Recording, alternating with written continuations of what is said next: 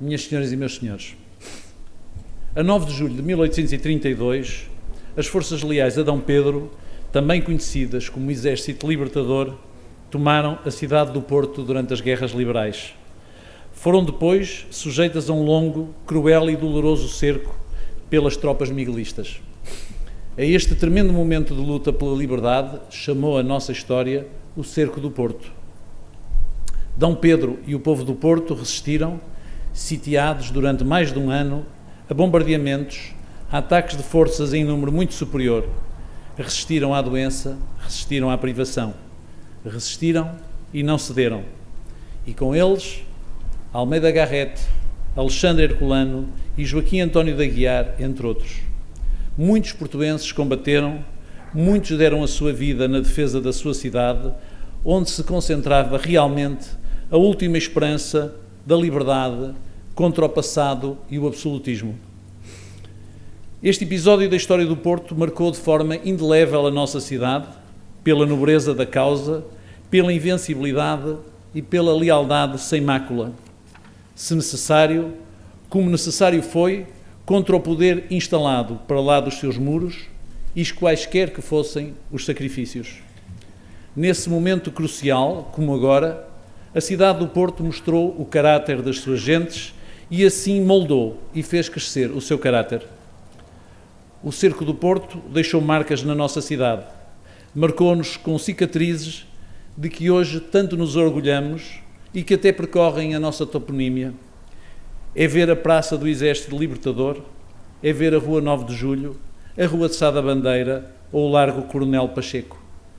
Realmente, são cicatrizes nobres, são marcas de caráter que hoje nos ajudam a compreender a cidade, a respeitar a cidade, a viver a cidade. Há situações únicas na história dos povos em que o seu destino hesita, em que tudo pode pender para a luz ou para a sombra. Ao Porto se deveu, nas palavras de Almeida Garrett, este momento único em que o Portugal velho acaba e o novo começa.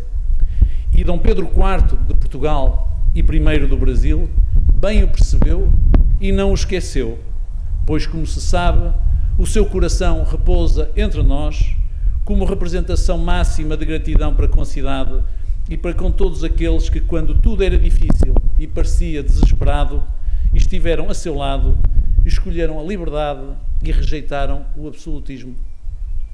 Pelo nosso passado, pelo nosso presente e pelo que somos e temos orgulho em ser, o Porto não é uma cidade como as outras. O Porto é uma cidade diferente.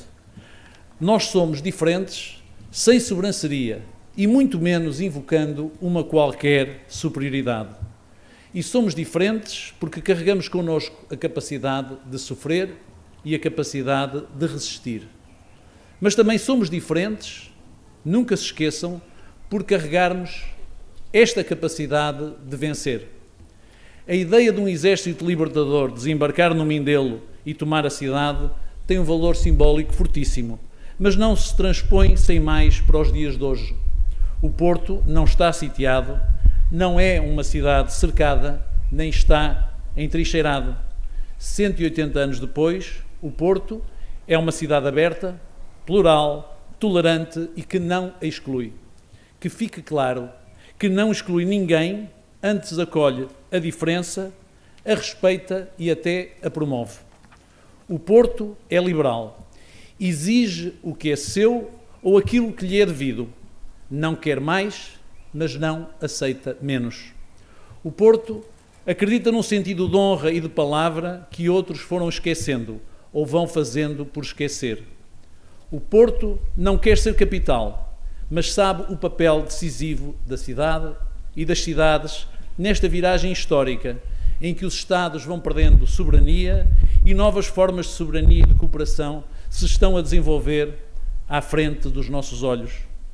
O Porto acredita, por isso, numa ou em várias ligas de cidades, retomando-se, e claro que no século XXI, o precedente das cidades anseáticas. O Porto é português, mas o Porto é também internacional e aberto ao mundo. Sempre o foi. E não é agora que deixará de o ser, neste espaço global com cada vez menos fronteiras físicas. Mas, de novo, deixem-me que volte à minha ideia central. É nas mulheres e nos homens que resistem e honram o caráter da cidade que também reside a esperança num país melhor, com menos desequilíbrios, com mais justiça e com equidade. É na massa crítica que constituem os que pensam o Porto e que os que pensam o país a partir do Porto que se espraia o nosso futuro coletivo. Também por isso, a homenagem solene que hoje prestamos aos que serviram ou servem a cidade, que a honraram e que a honram, constitui um dever moral, um dever de caráter e um dever de gratidão. A cidade nunca esqueceu e nunca esquecerá aqueles que, sendo ou não portuenses, aqueles que a serviram de forma desinteressada, com a sua cidadania, o seu gênio, o seu mérito acima da norma. E ai dos que se acharem no direito de considerar que os que honram o Porto não devem ser honrados pelo Porto. Não só não têm razão, como eles próprios se desonram e se diminuem. Se por dogma, por razão política, mesmo legítima, ou quesília pessoal, colocássemos em causa a honra de quem pela cidade é honrado, seria o nosso caráter, nosso, do Porto, a ser posto em causa e a ficar ferido de morte.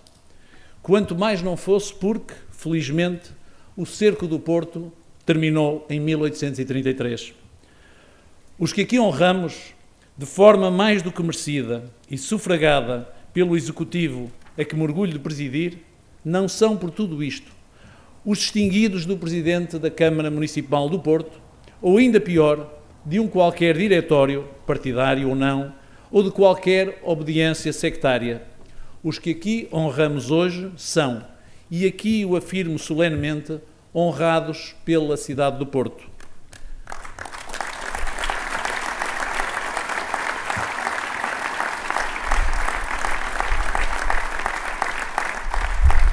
A lista dos homenageados, ao contrário dos que alguns pensam, não é extensa. Poderia ser ainda maior, acreditem. Não nos faltam exemplos, muitos quase anónimos, outros muito públicos, de pessoas, de instituições, que sem dúvida mereceriam da mesma forma uma distinção. Alguns já foram distinguidos pela cidade, outros sê-lo-ão certamente, porque, repito, esta cidade não esquece aqueles a quem deve. Mas permitam-me que refira agora apenas aos que a cidade hoje distingue e, em alguns casos, muito infelizmente, recorda com saudade. Não falarei de todos, embora o percurso pessoal de cada um amplamente o merecesse. Mesmo assim, permitam-me abrir 4 exceções. A primeira é para o funcionário Manuel Teixeira dos Santos, distinguido a título póstumo pelos bons serviços a esta autarquia. Simboliza, com outros fiéis, dedicados e competentes servidores da Câmara Municipal do Porto, também hoje distinguidos, o respeito que a cidade deve aos seus funcionários. Vivemos, infelizmente, tempos difíceis e sofridos para os funcionários públicos e agentes públicos em geral.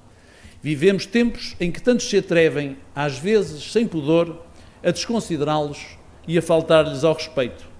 Aqui deixo, por isso, um sinal inequívoco. O exemplo do trabalho e do cumprimento do dever, seja em que circunstância for, seja com que consequência for, merecerá sempre o nosso profundo respeito, que aqui expresso à família de Manuel Teixeira dos Santos, mas que deixo também a todos que dia a dia podem e continuam a servir o bem público e o colocam, tantas vezes, acima dos seus próprios interesses pessoais. Minhas senhoras e meus senhores, quero ainda fazer 3 outras referências que correspondem aos nomes que distinguimos com a medalha de honra da cidade. Em primeiro lugar, e também a título póstumo, a Vasco Graça Moura. Portugal, que tantas vezes no passado não soube reconhecer o devido valor aos seus maiores vultos da cultura, reconheceu, felizmente, durante a sua vida, Vasco Graça Moura. Foi condecorado com a Gran Cruz da Ordem Militar de Santiago de Espada ainda este ano, mas foi também condecorado com a Gran Cruz da Ordem do Infante Dom Henrique em 2010 e como oficial da Ordem Militar de Santiago de Espada em 1983. Recebeu prémios e distinções em Portugal e no estrangeiro. Foi Prémio Pessoa, foi homenageado este ano pela cidade do Porto. A cidade do Porto que o viu nascer e onde certamente respirou muito da sua inspiração como poeta, ensaísta, romancista, cronista e tradutor, não podia deixar também de lhe prestar mais esta homenagem. Decidiu a cidade distinguir também Gilles Zeytoun. Não nasceu no Porto, mas tornou-se um cidadão exemplar do Porto. Agora é um dos nossos, é um portuense. O seu percurso exemplar, como costureiro, mas também como empresário e homem culto e de honra, mereceria que o distinguíssemos. Mas Gilles Zeytoun é para nós mais do que apenas um empresário, nascido a Lures, que adotou a nossa cidade. É também um estrangeiro que investiu no Porto, criando emprego, criando postos de trabalho, reabilitando a cidade e acreditando, acima de tudo, nos portuenses. Mais do que isso, é um apaixonado pelo Porto. Gilles Zeytoun representa, por outro lado, um sinal do tal caráter desta cidade, cosmopolita, tolerante, integradora, com gosto pelo risco, com gosto pela aventura. Uma cidade que rompeu o seu cerco há séculos e que sempre recusará deixar de ser aberta, livre e liberal. Teria, naturalmente, que acabar fazendo menção a Rui Rio, o Presidente da Câmara Municipal do Porto, a que me honro de suceder. A homenagem que lhe prestamos hoje, cerca de 9 meses após cessar as funções que desempenhou durante 12 anos, não é nenhuma formalidade a que nos impomos. Não é um ato de rotina ou de protocolo. Não é um ato banal. É, outro sim, o mínimo reconhecimento que lhe podemos fazer pela forma competente, corajosa e reta como se entregou de alma e coração à causa pública, à causa da sua cidade, abdicando porventura de uma carreira profissional brilhante. É ainda o reconhecimento de que a sua dedicação à cidade o obrigou tantas vezes a abdicar da sua vida pessoal, ultrapassada pelo seu sentido de dever para com a cidade, que se impôs do primeiro ao último dia dos seus mandatos. E é, finalmente, o reconhecimento do excepcional mérito de alguém que, tendo serviço à causa pública, de certo a poderá vir a servir noutras circunstâncias e tempos. Comecei por evocar o cerco do Porto e a providencial massa crítica que se juntou à volta de Dom Pedro durante o longo período em que esteve sitiado. Mais do que os méritos da governação do Dr. Rio na Câmara do Porto, que lhe são reconhecidos e me escuso a enumerar, mais do que a bondade das decisões políticas que tomou, estou certo que falarei por toda a cidade se disser que o Dr. Rui Rio integra, além disso, e em lugar de especial destaque, essa massa crítica do Porto de hoje, que é a sua alma e o seu fio condutor. É isso mesmo, a tal massa que emana do caráter da cidade e que lhe vai dando forma, que não se deixa perder em polémicas pequenas ou em discussões políticas casuísticas estéreis, que ao fim do dia não constarão da história, porque nunca nela entraram. De um Porto corajoso, plural, teimoso se necessário for, mas também tolerante, liberal e apaixonado pela liberdade. Muito obrigado.